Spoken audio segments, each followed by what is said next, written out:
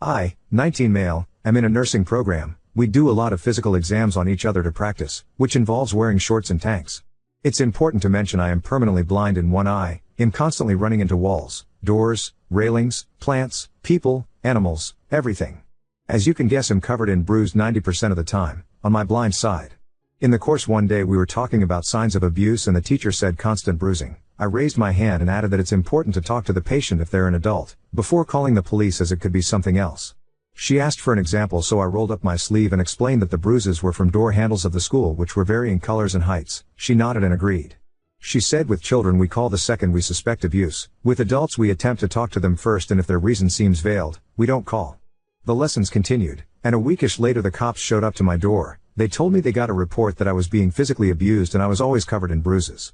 I told them about my disability. They checked my home, talked to my family, saw no further signs, and I asked questions next. They got my address from the university because they take abuse seriously here, and when they talked to the university about me, the university was very concerned and just wanted to help me. After the police left, I talked to some people at the university, including a psychologist, just so they could be sure I had no mental signs of abuse. Then life went on. While I was still coming in the bruises every day, and one of my classmates came up to me, she told me our classmate Kay was telling people she was thinking about calling the police again because I'm still covered in bruises. I got my classmate's report written down, alongside a few others, and waited. Sure enough, police showed up again. Same song and dance, but this time I told the university that Kay was using the police to harass me and I wanted something done about it. The university decided the best course of action was to move her from my labs to the other ones so she couldn't see whether I was bruised or not. She's now told me I'm an asshole and that she was just trying to help me, and I didn't need to mess up her whole university schedule. Update 1. I'm blind in one eye. I run into random stuff if I'm not paying enough attention. I'm covered in various bruises. Showed this during class while talking about abuse and how we have to talk to adults before calling. Girl decided to call the cops on me twice, claiming I'm abused, resulting in me forced to go to counseling, talk to therapists, police, act until everyone was assured I wasn't abused. So anyways, it's been a bit since that post and I have big updates on her. I called her Kay in the other story, so let's stick with that. So anyways, I had previously gotten her removed from my labs. We still shared class, not lab. I figured everything was fine now and she'd leave me alone, but I was wrong. Not only was she spreading rumors that I was abused, but she called the cops again, apparently more than once, as the other 2 times the cops said they had a report of abuse. This time they said reports. When I asked how many reports, they said that it was multiple people, so I don't know if others in class called or she had her family do so. I just don't know. They couldn't tell me who called due to privacy when it comes to reporting, to try and make sure abusers don't attack the reporters.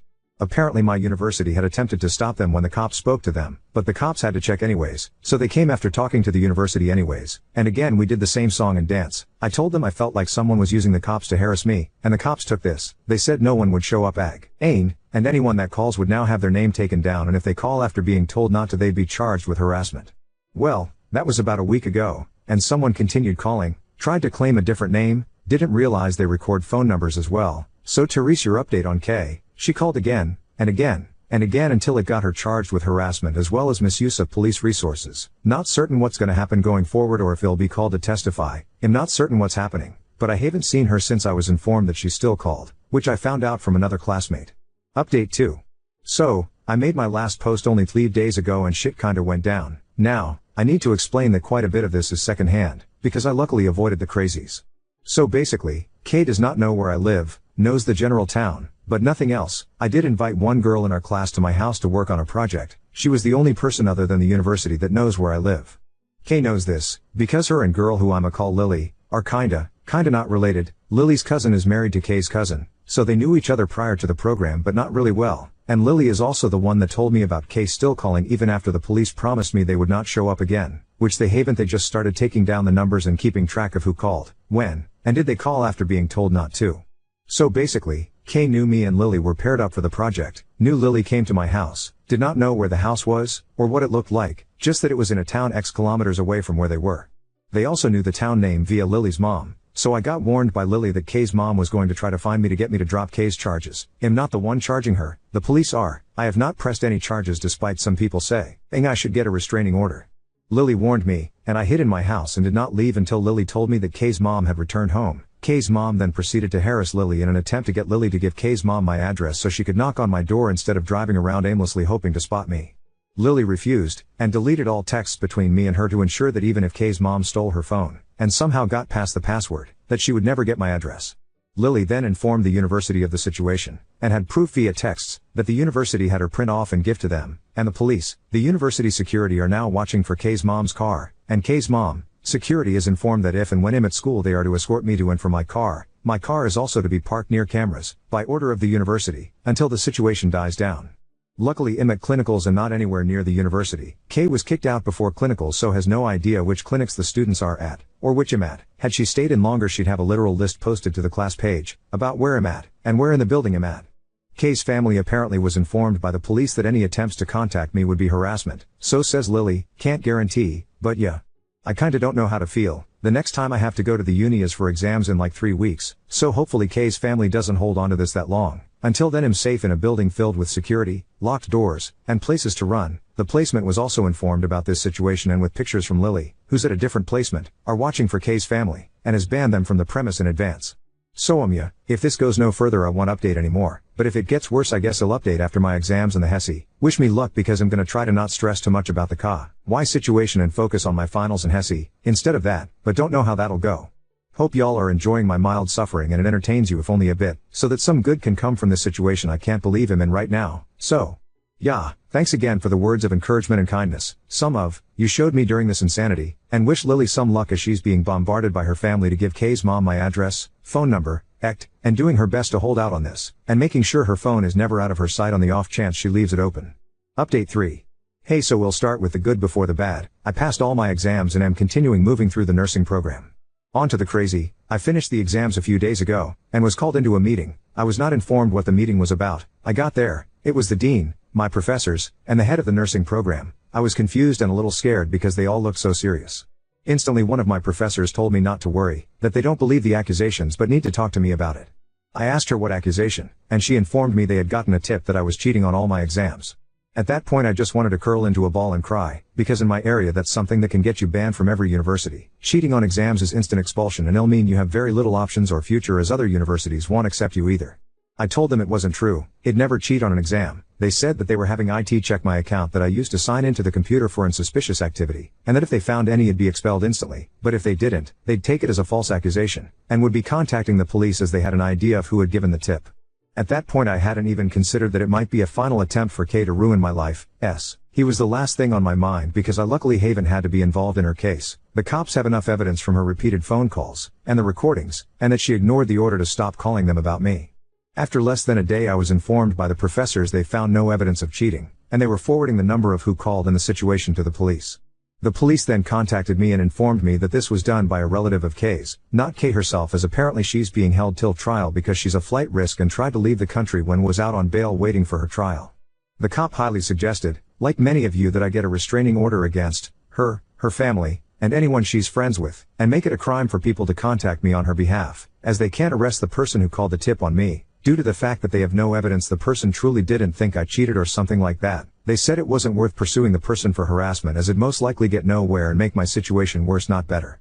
I will now be going through with getting one hopefully. The university is actually helping with this process as they feel responsible for me getting put in this position, and they don't allow how powerless they were to really stop any of what was happening to me, other than banning them from the property. I was told I'd never see Kay on the property again, which tells me she has been officially expelled. So yeah, this is hopefully the last update. I really don't want to update again. I didn't want to update this time because I just feel like I'm living a nightmare at this point, but people kept commenting update him, so here it is I guess, the hopefully conclusion to my story. I'm in the process of getting a restraining order, and I've passed my courses, avoided Kay for a while, and am slowly losing my sanity. Update 4. I'm doing well in my course, passing my midterms and I'm getting 70s and 80s and everything. The construction in the nursing wing of my uni is done, so I'm not running into as much stuff. The occasional time my cat decides to jump in front of me and trip me into a wall, sure, but other than that I'm doing well. I have a restraining order against Kay, and I was assigned an officer who, if I receive any texts or calls from her or her family, I forward them to him and he handles it. Kay's family has backed off and gave up on trying to talk to me, as they were informed they'd just make things worse for Kay. She's not getting jail time, but a lot of community service and parole I believe, unless she contacts me again. I haven't paid a lot of attention to it though, because when I first uploaded this I had finals coming up and now I'm halfway through the next semester, and she was expelled from the course due to the criminal charge. She does now have a criminal record, and so it's unlikely she'll be allowed to take the nursing program anywhere, so she's now stuck with an at least $20,000 student loan that got her nothing and nowhere, going off how high my loan was by time we were in classes together. I'm just trying to move on with my life, and get things moving. I'm done trying to defend myself from those questioning if I can be a nurse or not. I'm done arguing with people about my medical history. I just wanted to give this final update to those who stuck with this insanity this long. But yeah, here's hoping that's the end of the problems they'll have in university. So thanks again to everyone who helped me realize I wasn't crazy or the asshole, because I was actually a victim of abuse in the past. Haven't been for a long time, but I still question my choices and decisions a lot more than I think I should be, and I have gotten back in therapy a bit heavier because this situation made me realize I haven't finished working through my problems as much as I thought I did. Now on to second story.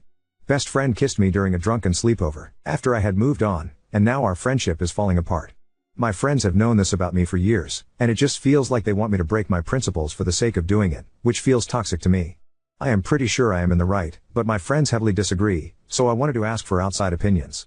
I've always been prideful, to what some would call a fault, but I would call the lack of pride I witnessed the same if I was being brutally honest, an asshole, so maybe we're just different people. I've had the same friend group for most of my life, we're all mid-20s. I do not believe in the whole break up / get back together, or the yes, no, yes, no thing. If you say you don't want me, you don't want me, end of story, we can close that book and get back to where we were, no problem, and I won't bring it up again. 6-ish weeks ago, I finally got up the courage to ask out my best friend, someone I had feelings for a long time before this. She wasn't interested, and I accepted that right away, because why would I not? We've been friends for a long time, and I didn't expect anything from her.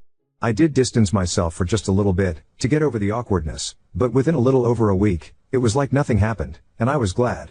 At least, until this last weekend, where during a sleepover with all of our friends at my place, she kissed me. No one else was paying attention, and I was kind of in shock, so I just pulled away, and shook my head. I honestly figured she was plastered and that would be the end of it. We all had been drinking a lot, and I wasn't even going to bring it up. Next morning, I wake up, and she, as well as a couple of our friends are gone.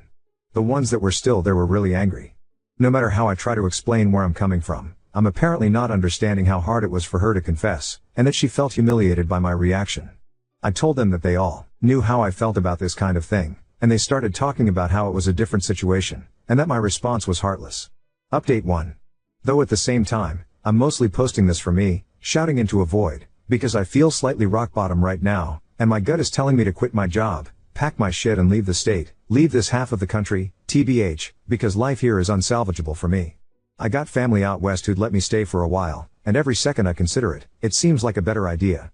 I also wanted to start by saying I would like to explain my position a little bit better, so just skip the next 2 paragraphs if you don't want to hear it. Tried to make your starting point easy to find, sorry if it didn't work, but I do want the chance to explain myself a little better.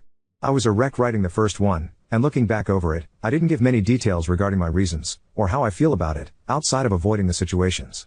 I do not view myself as an epic badass or whatever else everyone was commenting on the last post. In fact, I do understand that to many, this is a pretty fatal flaw in my personality. I have accepted that for a lot of people, that opinion is one that cuts off the possibility of friendship. It sucks, but I also don't want to change myself or force myself into uncomfortable situations, just because people don't like a part of me. I am very accepting of others' views on the situation, and completely agree that my own can seem rigid. I don't blame people for disagreeing. I think that plenty of people could have a wonderful relationship in that situation. I only even brought this up because it matters to the story. However, I also know that when it comes to relationships, it would not be fair to either party, in a case like this. I know for a fact I would never fully know that I wasn't a backup option, or that they aren't just saying yes because it's convenient now. I don't want those kinds of thoughts in my head, and I don't want to constantly feel like I have to prove I am worth it in a relationship. I have more pride, or maybe as others have said, self-respect is better wording. It isn't meant as a gotcha, or to punish the other person in any way. It's because even if I still have romantic feelings, I genuinely don't think the relationship is a good idea anymore. Anyway, for the actual update. After almost a full week of radio silence, she replied to my texts and asked if we could meet and talk. I asked where she wanted to meet, and she said my place, I assume for privacy, which is cool. I know a lot of people were talking about her trying to set me up for crimes and stuff, but I'm not really worried about that, from her. I just don't think she would. She isn't vindictive. So when she got here, and we sat down, I pretty much just told her that I was so confused about everything that I didn't even know what to make of all that happened, and I asked her to tell me what happened from her point of view. There were 2 differences between her version, and my version that I picked up on, which may well have been accurate. I was plastered and they aren't huge differences, but at the same time, I can see how it would be embarrassing. She claims that after I pulled away I made a face like I was grossed out. Afterward she said I shifted to be leaning away from her, for the rest of the movie, and it just made it worse. I don't remember either of them, but again drunk.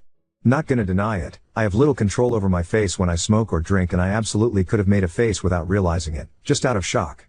I apologized for that and assured her I wasn't disgusted, just shocked as hell, and also assuming it was a drunk mistake kind of thing. Hell, we've all done stupid shit drunk, no big deal. It was only the next morning when I was bum-rushed with accusations before I even got a morning piss that I was told it was Ian to be any kind of hint or whatever. She did look really embarrassed at that point and told me she hadn't thought about it that way, and just thought it would be more simple than everything else. I decided, against my better judgment, to ask the question everyone here told me I needed to ask. Why did she actually reject me at first, and what caused her to change her mind? That's when things got really uncomfortable, and I could tell she didn't want to tell me, but eventually, she did. Apparently, her parents are more bigoted than she or anyone else led me to believe, so in her own words, telling them we were in a relationship wouldn't be worth it, since I came out. I am NB, and she said they haven't liked me since then but stay civil for her sake. Meaning that they would just trash talk me whenever I left. Which is really frustrating and embarrassing, considering all I've done for that fucking family over the years. She was scared that dating would push them too far, and they'd cut her off from their lives. She said that she'd hoped maybe we could try dating on DL, and if things got serious enough then she could. I pretty much just told her I had a lot to think about and asked her if I could have some time. She agreed and left, and I don't know if I'm more furious, or embarrassed, or hurt. Why didn't she tell me before now they were saying that kind of shit about me? What kind of friend does that? I'm not saying she had to cut them off or stop seeing them. I totally understand weird dynamics with parents, believe me, but maybe tell me that they have an open disgust and hatred for my existence before I decide to help them with household chores and treat them like I would family. I mean, I grew up with these people. For God's sake, I thought of her mother as a better one to me than my own, not a high bar, but she was doing cartwheels 50 feet over it in my eyes. I am so sick to my stomach with grief. I'm pretty sure we aren't gonna be able to be friends anymore, and it just hurts. I grew up with her, she is the first person other than my dad I came out to, and I never ever thought there would be anything she would do that I couldn't forgive her for, but making a fool out of me for years, then suggesting we date quietly so her family doesn't have to know she's with the local freak show just feels way too far. I want to forgive her, but she's not even sorry, she didn't even apologize for anything. I want to see her reasons, I want to give her the benefit of the doubt, but it just hurts. I'm not sure if I wish I hadn't followed the advice or not, right now, even though I know it's better to know. I am glad, at least that I will know to stop wasting time, labor, and money on people who hate me. But to know that they hate me is so painful.